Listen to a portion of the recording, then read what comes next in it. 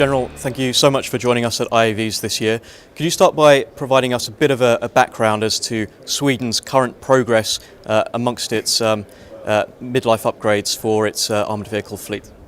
Well, to put it in context first, it was not that long ago some thought that tanks was not needed on the battlefield. And now we have learned again that we need the tanks, and we need them together with our infantry fighting vehicles. So we need the Leopards and the CV90s in combined arms on the ground together. And what we do now is that we will have a, I would say, gradual modular upgrade of firepower, protection and sensors, and try to combine that the best way all the time. And particularly now it's sensors and CIS equipment. So that's the formation you have for the future. How are you actually perceiving the threat environment as it stands, and to what degree will lessons from Afghanistan and previous operations be applicable to the future environment?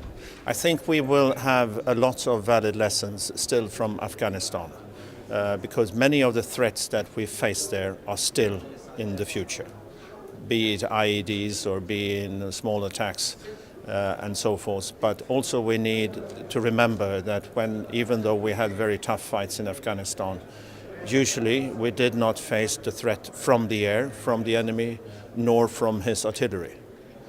But we need, as we saw from the lessons learned from Ukraine, that the opponent can use already combined UAVs to detection with indirect fire and precision-guided munition to take out big units that are not maneuvering, that are not camouflage itself from different wavelengths, meaning cyber, electronic warfare. It will all be in place. And I think then being able to fight in brigade task groups is again what we need to relearn in all the aspects of the fight. You mentioned a number of technologies in your presentation for the next 20 or 30 years, from UGVs to active camouflage.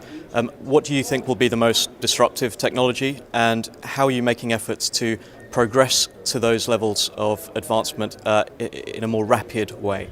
I think that we need to be more agile in not waiting for the disruptive technology all to appear in a defined context. I think we need to see what's already available. And already available is, for instance, UAVs. That's a game changer. It will be needed, I think, on all levels, from squad level up to the highest level. Combining then users from air forces, land forces and the Navy, of course. Automation in a broad sense. I don't see that we will have in the nearest future maybe no troops in our vehicles, but we can combine a loyal wingman maybe, and we can have better, let's say, fighting power of the soldiers we have if they don't need to drive while sitting in the car. So automation, 3D printing. UAVs, automation and 3D printing, I see is already there, and we need to be able to combine that with what we already have. And camouflage. That's a long list, but of course... But it's already there. It's already there. There's a lot to discuss, of course, at this event, and already we've seen 2 days full of discussions on these subjects. But what value do you get, you personally, from this event for your work? Well, whenever I go to a similar conference, and this is, of course, very focused for a Chief of Army guy who can see things particularly focused on the land domain. And what I always take away is that it's a lot of things out there that quite often I didn't know even. So I go away weirdly more known about what I didn't know. But it also brings me to the conclusion that I think we generals, seniors, need to be more in connection with each other and say, why did you take this decision to upgrade this and that at that time?